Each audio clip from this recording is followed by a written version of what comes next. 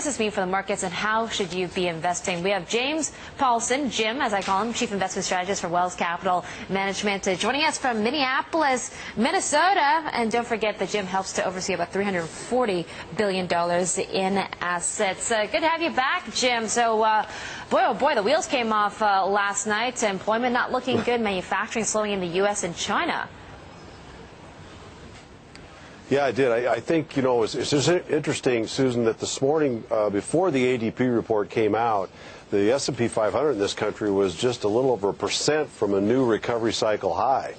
And I think the reason I point that out is it was holding up pretty well in the face of already some bad reports that had come out. But this morning, when we got hit with employment not just coming in a little weak, but almost going to zero, no gain at all, I think that took away the security blanket, because if you knock out employment gains, you really take back this idea that we've entered a sustainable recovery. And if we're no longer in a sustainable recovery, then I think investors get much more anxious. And you saw that this afternoon with a flight to safety, you know, a bid in the dollar, a bid in treasuries, bid in gold, but everything else was being sold. Okay, well, Jim, let me ask you this. Because of the disappointing ADP numbers, do you think we're in for disappointing payrolls, jobs numbers on Friday? That's been priced into the markets already? Well, I think what's priced into the market right now as of the close here in New York is really maybe a payroll gain of about 100,000 on Friday. If it comes in around there, I think that's in the market right now. But if it comes in less than that, then I think we're going to have further downside, you know, by 8:35 on Friday morning in New York. But we'll see. I think I still am hopeful, Susan, that this is more a short-term soft patch. And I still think there's good possibilities that the economy sort of re-gears by the fall time, and we have maybe a good close yet to the markets before the year's out. Okay, Jim, when you say short term, I mean, how many months are we talking about? Just the summer ones? That's what I'm hopeful on. I'm hopeful that, you know, there are good reasons for a slowdown here. Some of them are because rates went up early part of this year. We had a big rise in commodity and energy cost, which was hurting companies' margins and consumers' pocketbooks. And I think that's part of the reason we're now seeing slower results. But also we had temporary factors like the Japanese earthquake and the supply disruptions that created. We had bad weather here in the States that reduced retailing, reduced construction activities. I think when I look forward, we're now seeing lower rates. We're seeing a lower dollar, which should help net exports. We're seeing lower energy prices. We're seeing lower commodity prices in general. And I could see we've refreshed the values in equity market here.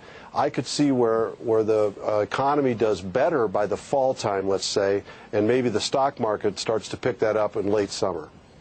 Okay, well, Jim, you know, we have a QE2 coming to a close this month, and, you know, some investors have said that the markets are just not conditioned to not getting stimulus from caffeine from the government. Is there any possibility of yet another stimulus package, and what happens to markets when you don't have the support coming from the government? I've not been a big supporter of QE2, Susan. I think that it hasn't been that big a deal. Its relevancy, I think, has not been much. We've got $1.5 trillion of excess bank reserves in this country. And if we're going to dump in another few $billion into this vast ocean of liquidity, I don't think it's going to make a lot of difference. I don't think it has. I think that the economy is either going to reaccelerate from some positive forces here that are coming, where Japan's going to become a positive, where more normal weather is going to become a positive, where lower rates will help. I think that's going to be the way that's going to help the economy. And I'm not that concerned whether the Fed does QE3 or they don't. I think psychologically it could have an impact for short-term traders, but I think fundamentally the economy, I think, is in a sustainable recovery. And I think the odds of QE3 are pretty remote right now. I think the Fed risks hurting confidence by continuing that program. Okay, quickly, Jim, I'm going to give you 30 seconds here, but if we're in for a rocky 3 months, where do you run for cover? Do you hold more cash right now? I think it's going to be difficult to time, and I certainly could see where we have a rocky few months. I certainly could see that, but I'm not sure if it takes off, you know, in 2 weeks or 2 or 3 months. I think the best thing investors should do is to look to opportunities to buy. Look at cyclical sectors, emerging markets that are getting hit, and take advantage of that on days of panic to reestablish positions, and try to hold your nose for a few months, but look forward to where you might be by year end. Okay.